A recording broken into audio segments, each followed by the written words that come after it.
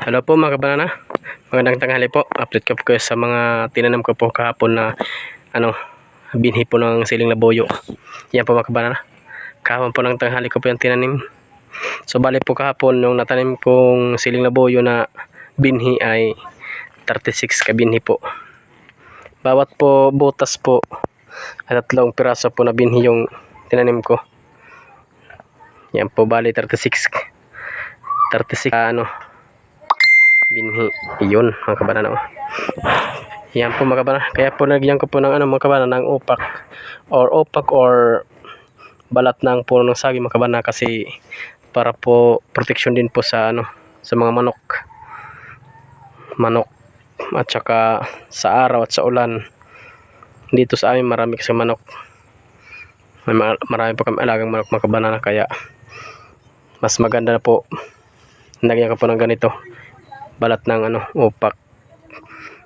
upak or balat ng sa puno ng saging. Yan po, para po hindi mabali yung puno, yung binhi pag kinabkab or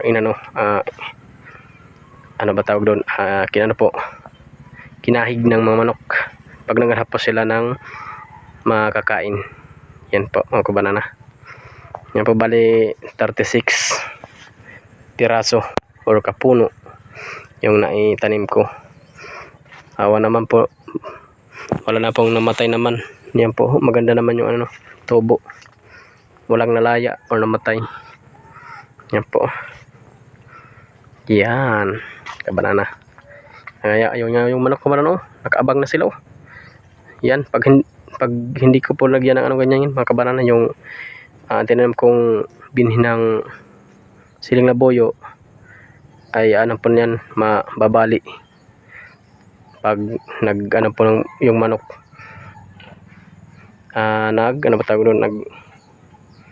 nagkabkab or naghanap ng pagkain mga kabanana. Yan, at saka mga kabanana, meron pa ako dito nagbungkal or naglinis ng lupa na tanim ako uli ng binhi ng binhi ng siling labuyo mga kabanana. Ito po, yan po, binungkal ko na po yan mga kabanana, yung taniman.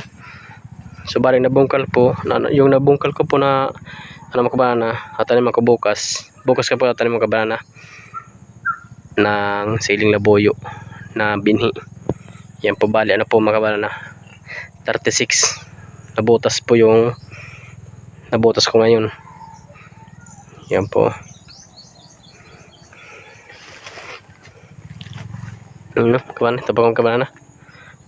Yan, bukas kapag tataniman ulit ito kabanana, kasi na po, kakapagod.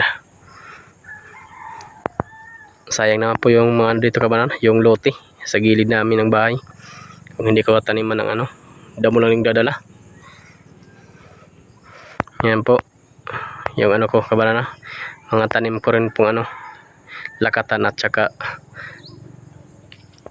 saging, yung saging at saka lakatan na kabanana. Ito po mga kabanana, bukas na rin po ito update ko po mga kabanana sa sunod ng mga araw kung na pong sitwasyon nitong mga tinanim ko na bagong tanim, at po ang itatanim ko pa dito mga kabanana. Malawak po doon mga kabanana ng taniman ko, hanggang doon pa yun kabanana. Wala namang trabaho, nandito sa bahay lang, kaya boring naman pag walang trabaho, kaya yung katanim ako para naman mayroon tayong sa susunod ng mga araw. Tsaka pakita ka pa sa inyo mga kabanana yung alaga kong baboy. Yan po, yan kabanana, baboy ko. Tsaka po yung isa po, so yung isa po nandun po sa yung barako ko nandun po sa harap ng bahay namin.